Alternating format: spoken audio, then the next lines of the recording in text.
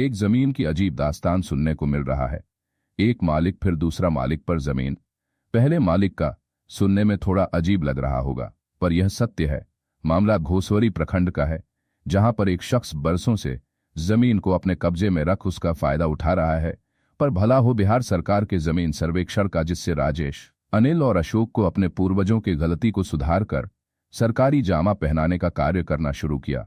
शुरुआती दौर में जो सब ठीक नजर आ रहा था, वो अब दिक्कत में तब्दील हो रहा है। सरकारी कार्य अपने सरकारी कार्य की तरह चल रहा है, पर पीड़ित अपने दर्द को मीडिया के साथ साझा करते हुए क्या कुछ कहा। क्या नाम है आपका?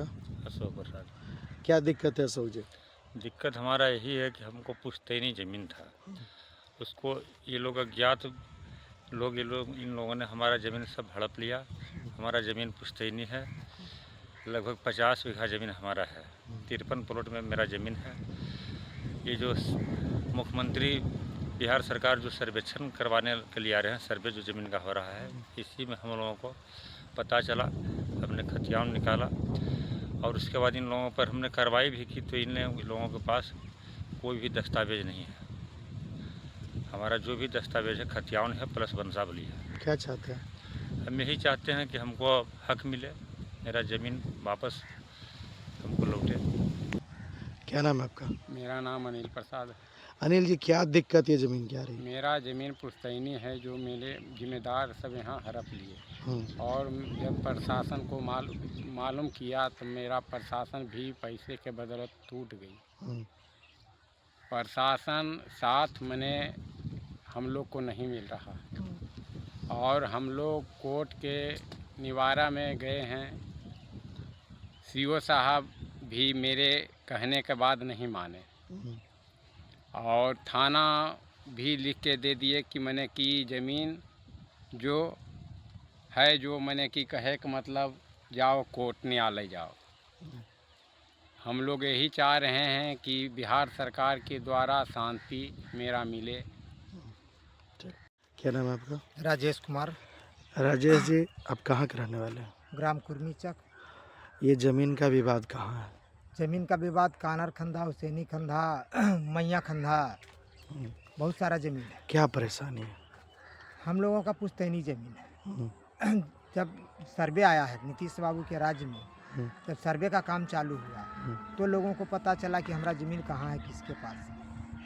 क्योंकि हम लोगों का पूर्वज इतना पढ़े लिखे नहीं थे, इतना प्रतिष्ठित भी नहीं थे, ना तो इतना पैसे वाले थे।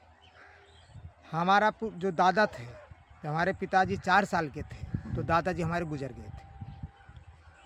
पिताजी का जब होश आवास हुआ तो जब तक ये लोग खेती ज़बरदस्ती कब्जा कर चुका था और उसके बाद ये स्थिति इनका बदहाल हो गया। खाने बगैर ललायत हो गए, या तो लड़ते तो इनके पास कोई संपत्ति नहीं था जो लड़ने का काबिल उसके लायक हो। ज़मींदार यहाँ का इतना दबंग था कि अगर किसी के पास कोई जानवर उसके मन पसंद रहे, खेती रहे, कुछ भी रहे, तो ज़बरदस्ती ले लेता था। उसके आगे कोई बोलने वाला नहीं। आज आप कैसे उससे ले पाइएगा जमीन?